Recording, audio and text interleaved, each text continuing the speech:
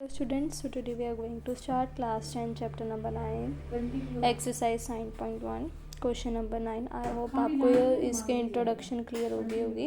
Question number 9 क्या आपका the angle of the elevation of a top of a building from a foot of tower is 30 and the angle of elevation top of tower from the foot of building is 60 degree. If the tower is 50 metre find the height of the building.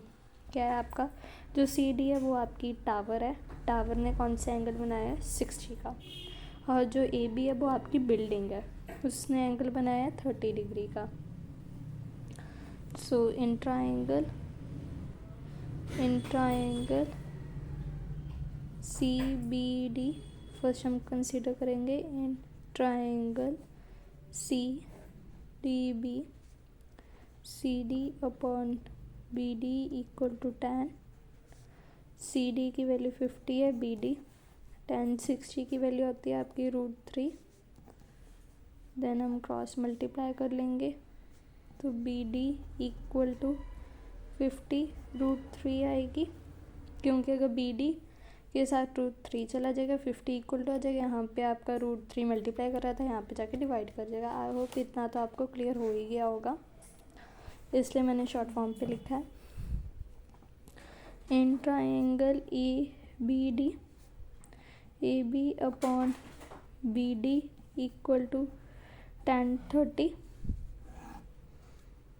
A B की है नहीं हमारे पास, B D we know that 50 √3 multiply with 1/√3 equal to आएगा, equal to A B √3 upon 50 equal to 1/√3 cross multiply A B 3 equal to 50, यहाँ पे 3 multiply वहाँ पे जाके divide, A B equal to 50 √3। I hope आपको क्लियर हुआ होगा। आप इसे डिवाइड भी कर सकते हो। यहाँ पे 50 को 3 के टेबल पे 50 3 1 ज़ा 3 2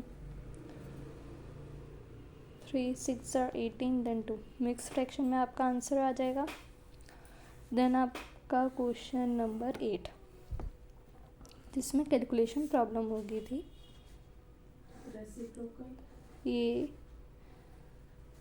मैं दोबारा से इसकी फिगर बना रही हूँ।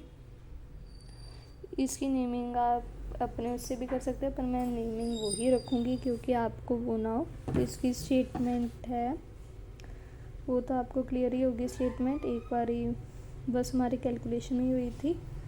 सी A B P 45 degree then 60 degree था। ओके, मैं उस स्टेप से शुरू कर रही हूँ जहाँ से हमारी कैलकुलेशन प्रॉब्लम हुई थी। ट्रायंगल, चलो मैं स्टार्टिंग से ही कर देती हूँ। पहले हमने ट्रायंगल लिया था A P B. In triangle A B upon B P equal to tan। Okay, tan 45 की लगेगी क्योंकि ए बी पी में पी का एंगल 45 डिग्री है। A B upon P B equal to 1। So आपका B P equal to A B हुआ था। Okay, I hope यहाँ तक तो क्लियर ही होगा आपको। देन हम ट्राइंगल लेंगे C B P full triangle जिसका 60 है। In triangle C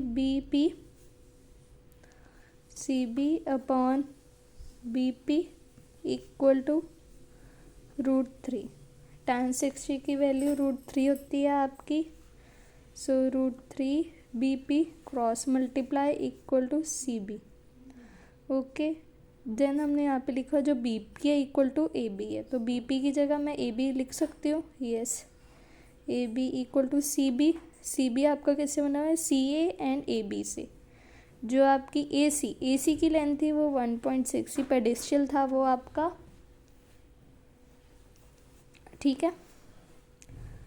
then 1.6 plus A B तो हमें पता नहीं था, ये तो हमने निकालना था।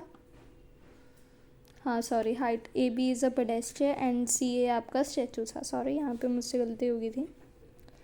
देन √3 ए बी माइनस यहाँ पे ए बी क्या कर रहा है प्लस यहाँ पे minus A B equal to 1.6।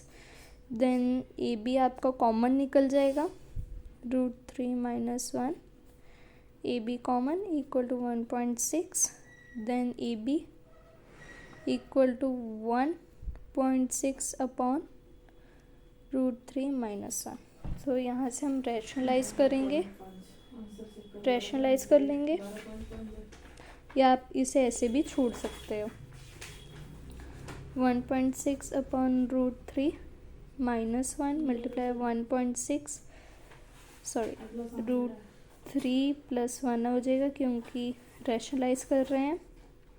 3 + 1 opposite sign आ जाते हैं, सो 1.6 मल्टीप्लाई बाई √3 प्लस 1 आएगा।